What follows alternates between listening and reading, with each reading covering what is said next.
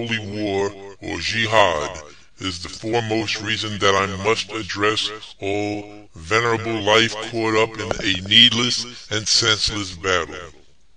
This subject of Islamic war is not new. It goes back hundreds of years. The concept of holy war is found in both Islam and Christianity. It was interpreted as a spiritual war, but certainly was and still is an actual physical war. This is called a religious war, but the animosity between groups of people, complicated by the diverse cultures and history of the region today known as the Middle East, cannot be attributed solely to religion. It is certainly for power. Power to control the politics. Power to control the land and resources. And all this is complicated by the lack of tolerance for people of different faiths. Rome ruled this land at the time of Jesus Christ. Romans ruled over Judea, local kings and governors. About 30 years after Christ was put to death, the Jews revolted against the empire. Jerusalem and the Jewish temple were destroyed, and zealots held out for 3 years in the desert. 70 years more pass, and the Jews stage a second revolt.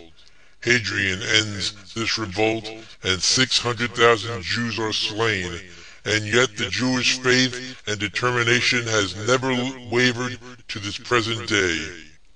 The land is named Palestine, after Greek, Philistine presence, connecting it to the ancient Troy described in the Iliad and the Aeneid. The Jews are banned from Jerusalem and Bethlehem, and with many Christians are forced to flee to Jordan. The Christians ruled from Constantinople in Turkey during what was called the Byzantine period in your world's history, from 325 to 550 AD. Synagogues and churches flourished, and it is a time of relative peace. The Persians invade and plunder this region and weaken the empire's hold on the area. Monotheists conquer the Arab pagan world. A period of Islamic conquest follow, 1632 to 732. If people surrendered, lived by their law, and paid taxes, these inhabitants were treated without malice. Now the rule of the whole Middle East was by the caliphs, successors of Mohammed. The spread of Islam is accomplished. If those conquered pagan believers paid deference to the conqueror, they were permitted to survive, and their assimilation for future generations occurred. The religion is spread. The cities of Baghdad, Cairo, and Jerusalem were left to decline.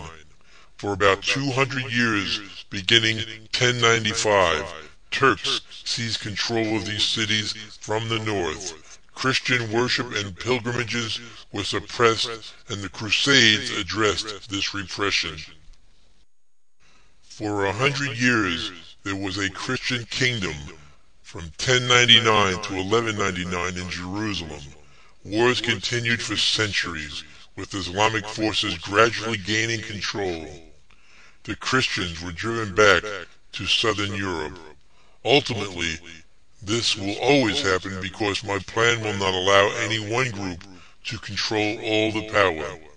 For the next few centuries, from 1291 to 1516, the land was controlled by the first Abbasids, and then the Mamelukes. The Mamelukes were young Europeans captured in the war and trained in Islamic culture and warfare. By 1516, the Turks gained control of a vast empire, bringing to an end the 1,000 years of Byzantine reign. The Turks controlled this region for 400 years. At the end of your First World War, the Islamic Empire of Istanbul was defeated and sectioned into the modern states.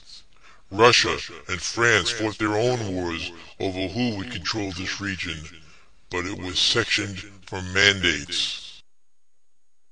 Today, the organization called Al-Qaeda looks to restore this empire and sees this as one cause to fight to regain the Islamic empire over the whole region.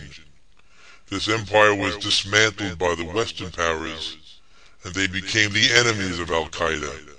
Promises were made to the Arabs, but were not kept.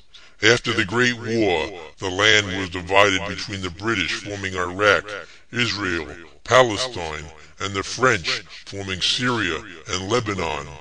The Arabs were pushed back to the Arabian Peninsula under King Faisal. The Kingdom of Jordan was formed. Syria and Lebanon fought and gained their freedom from France. Damascus was again the capital of Syria. In 1948, the State of Israel was formed by the United Nations. I am aware that it was recommended that two separate states, one Israeli and one Arab, be formed. There was never agreement about how this partition should look. The Arabs advocated a single, binational state based on democracy and equal rights, but restrictions and basic distrust of the Arabs by the Jews, instilled by Jews through the centuries, prevented this from happening. The West Bank and East Jerusalem were part of the new kingdom of Jordan centered in Amman. Arab tribes living in the land called Palestinians were in Jordan's kingdom. In 1967, King Hussein threw in with Egypt's war against Israel and lost the West Bank and East Jerusalem to Israel. Egypt lost to Sinai, and the Palestinians were welcomed into Jordan, but they attempted to kill the king and take over. Arafat, a Libyan, became the head of the Palestinian cause. Today, after more than half a century, the instability and fighting continues. Today, amidst the internal dispute, the Jews are abandoning the captured land of Gaza for the Palestinians. This is done as a gesture for peace in the region. Others claim that this was done as a result of relentless pressure against the Jews. Mistrust still reigns supreme. Although I have spent much of my efforts to review for you here the basic history of this region, I have simplified the assessment to make a point. Claims on this land can be made by a number of people: Turks, Romans, Jews, Palestinians, Islamics, French, English, and others. All these claims have been made through the might of conquest and war. Religion is named as a justification, but it is spurious. Pagans, not believing in any one god, lived in this region. Followers of Jesus, Mohammed, and the ancient biblical prophets have all claimed this land. Over the centuries, you have lost millions of lives for a God that never wanted any conflict. I am the creator of all life. The land can and will accommodate all living in the region with peace and harmony if trust and belief in your fellow man can transpire.